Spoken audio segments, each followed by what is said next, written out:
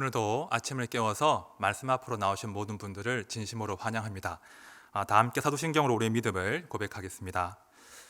전능하사 천지를 만드신 하나님 아버지를 내가 믿사오며 그 외아들 우리 주 예수 그리스도를 믿사오니 이는 성령으로 잉태하사 동정녀와 마리아에게 나시고 본디오 빌라도에게 고난을 받으사 십자가에 못 박혀 죽으시고 장사한 지 사흘 만에 죽은 자 가운데서 다시 살아나시며 하늘로 오르사 전능하신 하나님 우편에 앉아 계시다가 들으러서 산자와 죽은 자를 심판하러 오시리라. 성령을 믿사오며 거룩한 공예와 성도가 서로 교통하는 것과 죄를 사하여 주시는 것과 몸이 다시 사는 것과 영원히 사는 것을 믿사옵나이다. 아멘. 말씀을 삼아오는 마음으로 찬송가 336장 찬양하겠습니다.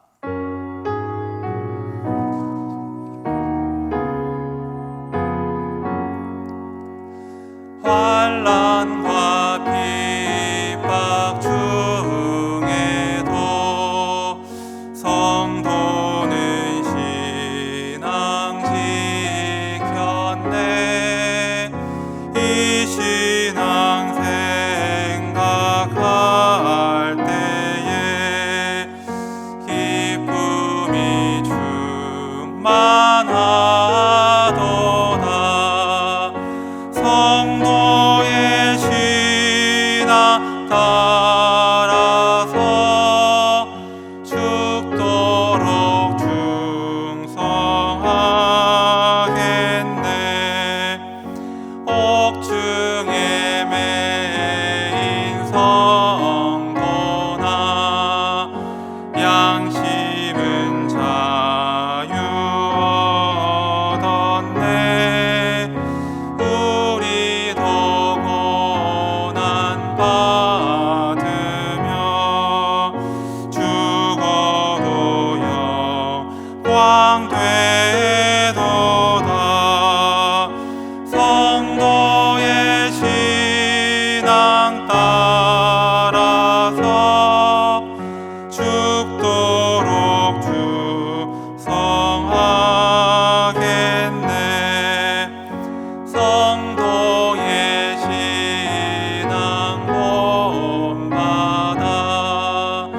원수도 사랑하겠네. 인자한 언어 행실로 이 신앙 전파하리라. 성도의 신앙 따라서 죽도록 충성하겠네.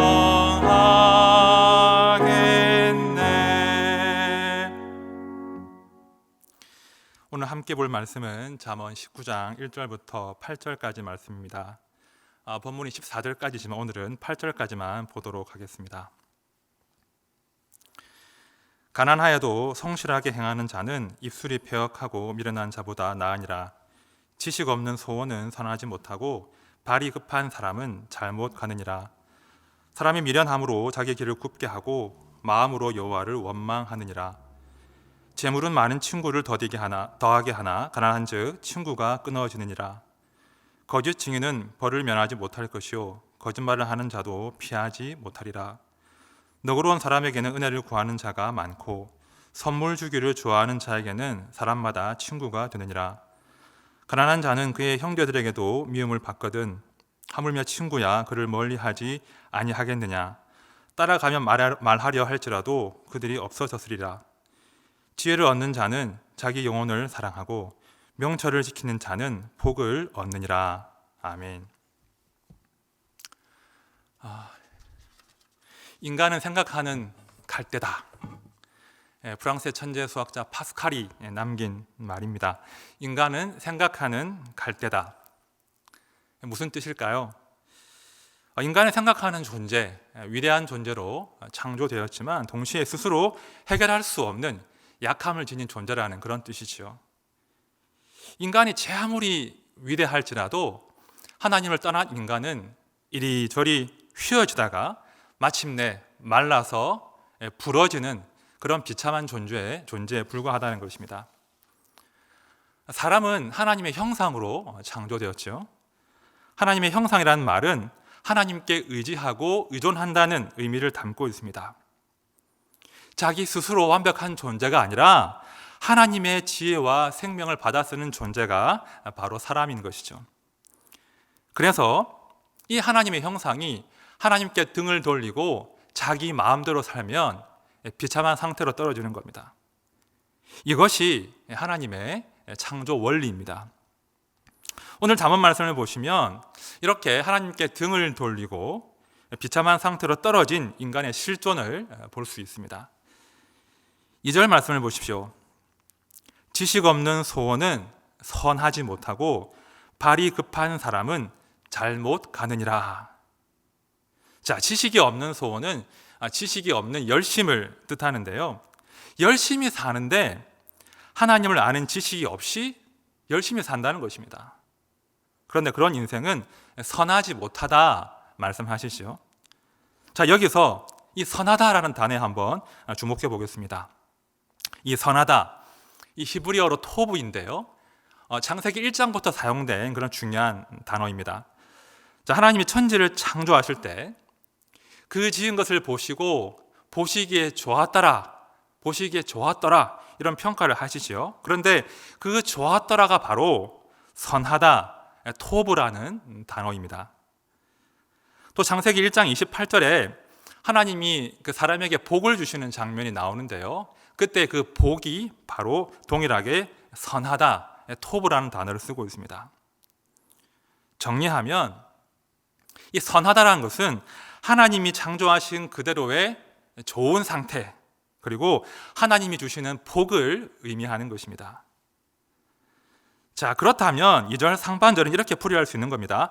제 아무리 열심히 산다고 해도 하나님을 아는 지식이 없다면 그 사람의 인생은 하나님 보시기에 좋지 않다. 하나님의 복을 받을 수 없다. 이렇게 풀이할 수 있는 것이죠.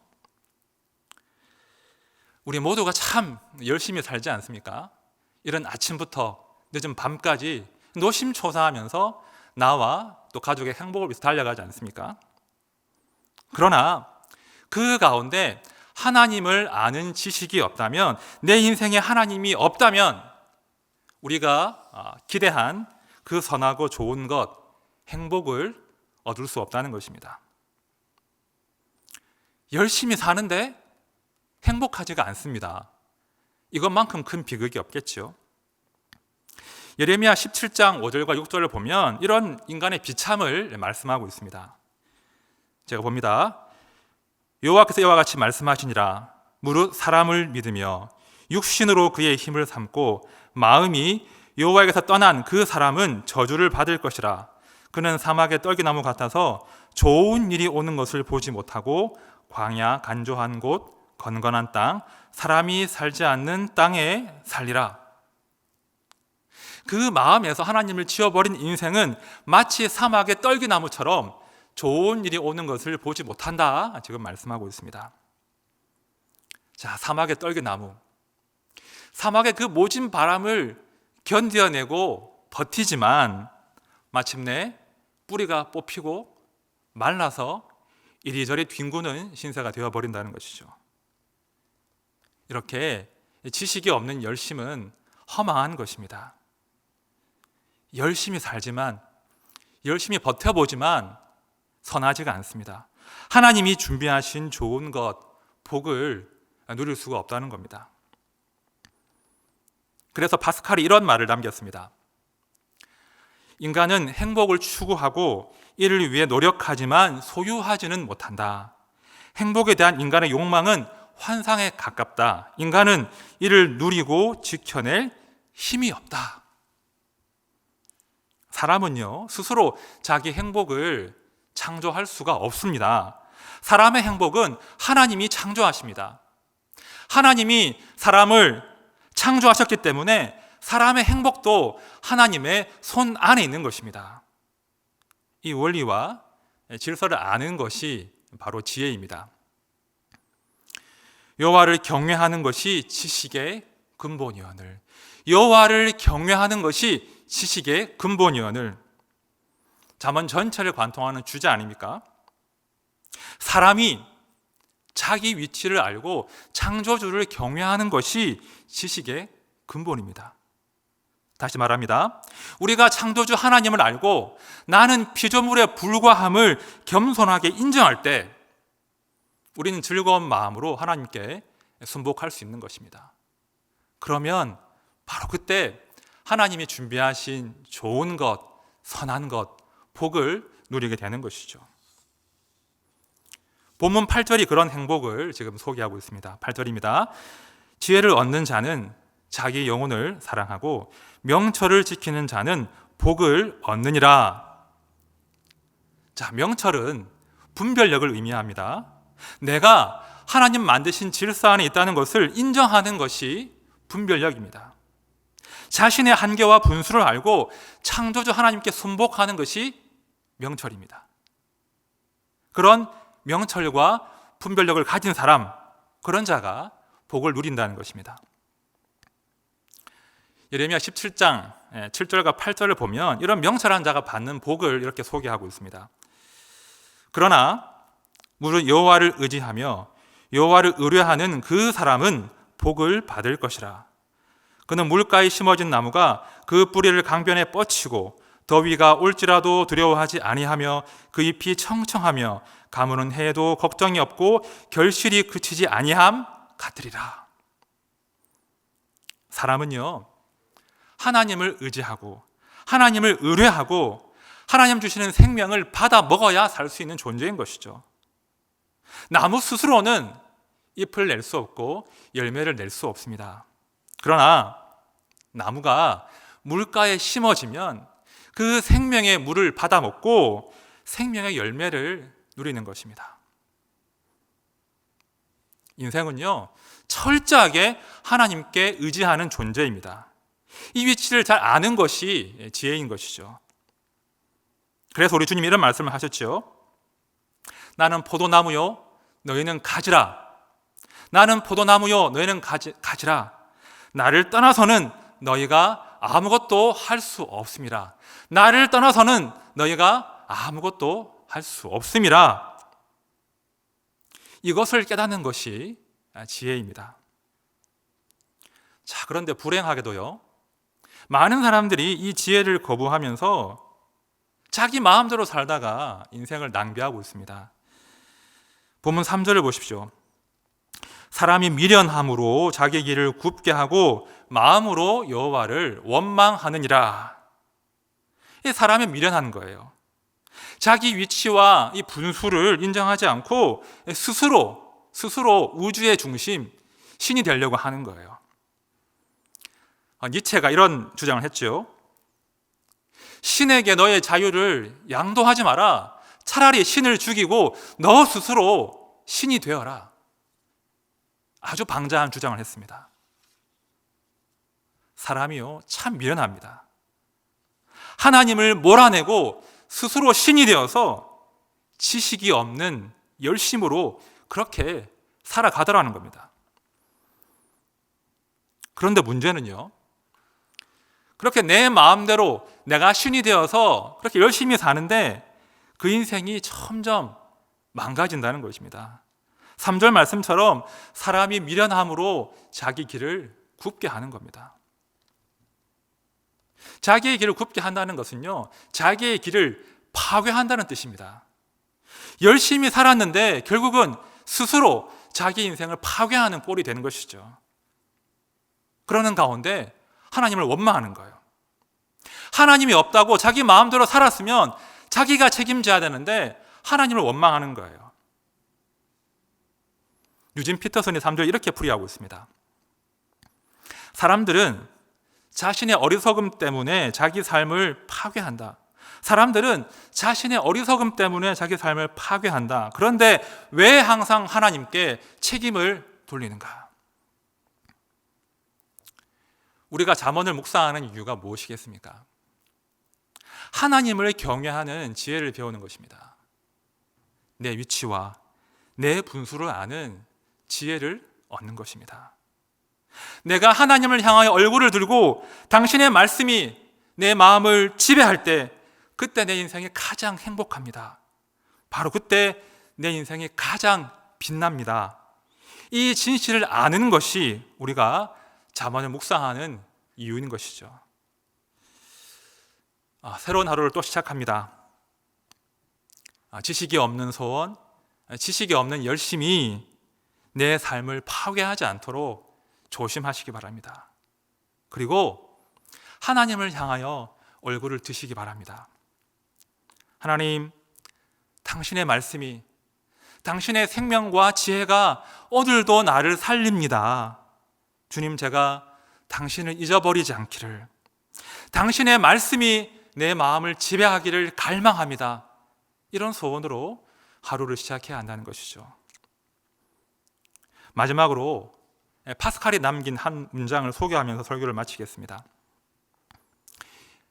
인간은 은혜로만 극복할 수 있는 천성적 결함으로 가득한 존재다. 인간은 은혜로만 극복할 수 있는 천성적 결함으로 가득한 존재다. 맞습니다. 맞습니다. 우리는 하나님의 은혜가 아니면 깨어지고 부서지고 무너지는 비참한 존재에 불과한 것이죠. 그래서 우리는 정말 간절하게 하나님이 필요합니다. 하나님의 은혜가 정말 간절하게 필요합니다. 오늘도 우리 하나님께서 우리에게 꼭 필요한 은혜를 주실 것입니다. 이 믿음으로, 이 소원으로 당당하게 오늘 하루를 잘 살아내시기를 진심으로 축원드립니다. 기도합니다. 하나님 아버지, 이 새벽에 하나님의 얼굴을 구합니다.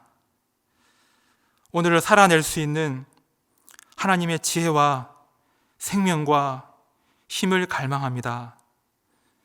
주님, 당신의 백성들이 겸손하게 당신의 얼굴을 구할 때 주님, 우리에게 말씀하여 주시고 또한 오늘을 살아낼 수 있는, 오늘을 버텨낼 수 있는, 오늘을 이겨낼 수 있는 그런 힘과 용기를 부어 주옵소서. 오늘도 당신의 사람답게, 성도답게 그렇게 당당하게 주님 맡기신 인생의 자리를 잘 감당할 수 있도록 주님 복을 다하여 주옵소서. 하나님 감사합니다. 우리 구주 예수님의 이름으로 기도합니다. 아멘. 이 시간 주신 말씀을 기억하며 함께 기도하겠습니다. 하나님, 명철한 자 되기를 소원합니다. 내 뜻대로, 내 마음대로 살다가 인생을 낭비하지 않게 하시고 주의 얼굴을 구할 때 오직 주 안에 감추어진 그 행복을 맛보게 해주십시오. 두 번째로, 주님, 오늘을 살아갈 용기와 지혜를 부어 주옵소서. 내 힘과 이 좁은 생각과 경험을 의지하지 않고 오직 주의 지혜를 구합니다. 오늘도 당신의 백성답게 당당하게 또 지혜롭게 하루를 잘 살아낼 수 있도록 주여 우리와 함께 해 주옵소서. 우리 함께 기도하시고 각자의 제목으로 계속 기도하시겠습니다. 함께 기도합니다. 하나님 아버지,